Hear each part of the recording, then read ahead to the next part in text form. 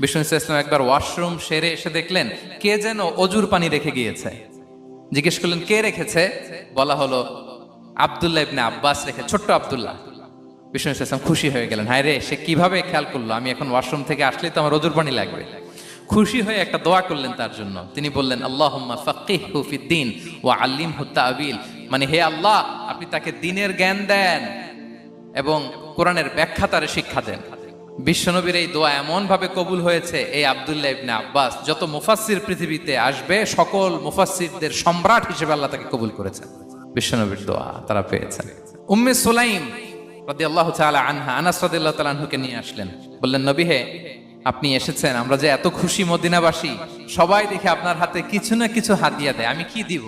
কিছু দেয়ার নাই, কিছু দেয়ার নাই, আমি গরিব মানুষ, আমি আমার নাড় ছেঁড়া ধন, কলিজার টুকরা আনাস, আমার শিশু সন্তানটারাই আপনার এই হাত